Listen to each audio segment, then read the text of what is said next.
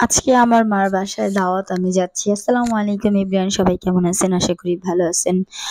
আজকে আমার আম্মু বাসায় গেছে, তার মামাতো ভাই-বোন আসবে, তার ভাই আসবে, তার ভাইয়ের ছেলেরা আসবে। এর জন্য তাদেররা সবাই আমার আম্মু অসুস্থ হওয়ার পরে দেখতে আসে নাই, দেখতে আসবে এর জন্য। তাই আমার বাসা থেকে চলে গেছে, আমাকেও দাওয়াত দিছে। দাওয়াত দিছে হচ্ছে গিয়ে সেই দুপুরে, কিন্তু আমি যাওয়ার আর সময় পাই নাই। খালি ঘুম ধরে ঘুমায়া ছিলাম। ঘুমের থেকে উঠে দেখি ৭টা বেজে গেছে।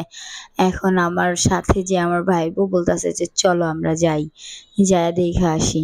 তারপরে হচ্ছে গিয়ে আমি অনেকক্ষণ রেডি হইলাম, একটু হাঁটলাম, একটু ঢং-ঢাং করলাম যে দেখি কেমন লাগে।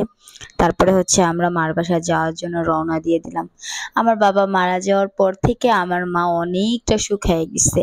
সঙ্গীহীন মানুষ যে কতটুকু কাতর আর অস্বস্তিকর যন্ত্রণা নিয়ে থাকে, যার সঙ্গী না থাকে সেই বুঝে। মারা যাওয়ার মানুষও মানুষ সহ্য করে কোনো একটা সময় নিতে পারে, কিন্তু সঙ্গী থাকতে যখন যারা ছেড়ে যায় সেই যন্ত্রণা আসলে সবাই মাইনা নিতে পারে না। আর এটা হচ্ছে গিয়ে পৃথিবীর সবচেয়ে বড় ওষুধ, যার কোনো ওষুধ নাই।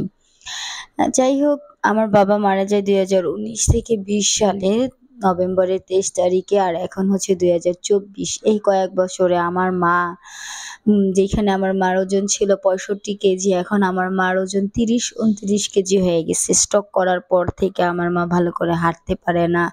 আমার মা কোনো রকম বাইচা আছে। পা প্যারালাইসের মতন হয়ে গেছে। সবকিছু মিলে আমার মামা, মামাতো ভাই তারা দেখতে আসছে।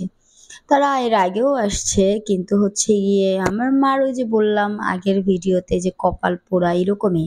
তার কিন্তু একটাই ভাই, তার আর কোনো ভাই বোন নাই। স্ট্রোক করার পরেও দেখতে আসে নাই। স্ট্রোক করছে, দেন হচ্ছে লাইফ সাপোর্টারে ছিল। তারপরে হচ্ছে গিয়ে যখন একটু সুস্থ হইছে, তারপরে যে আসছে দেখতে। জানি না তাদের মায়া বা মহব্বতটা আসলে কোন জায়গায় তো এটাতে আবারও প্রমাণ হয়ে গেল যে আমার মার কপালটা ভালো না। যাই হোক, বাসায় গেলাম, পরে মা জোর করতেছে খাবো না, খা। এইখান থেকে এইখানে বাসায় তো আইসা খাইতে পারবে, এর জন্য আমি খাবো না বলে বারবার বলতেছিলাম।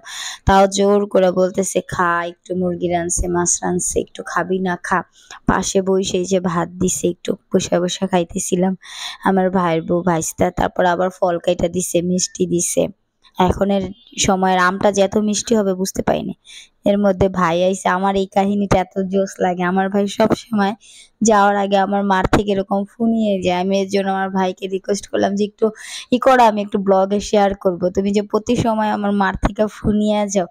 ভাইয়া কয় এই ফুতে নাকি তার অনেক উপকার।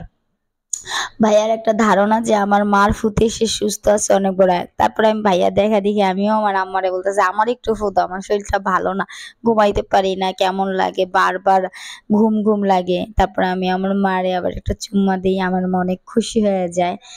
আমার মা এখন বাচ্চাদের থেকেও বেশি হয়েছে।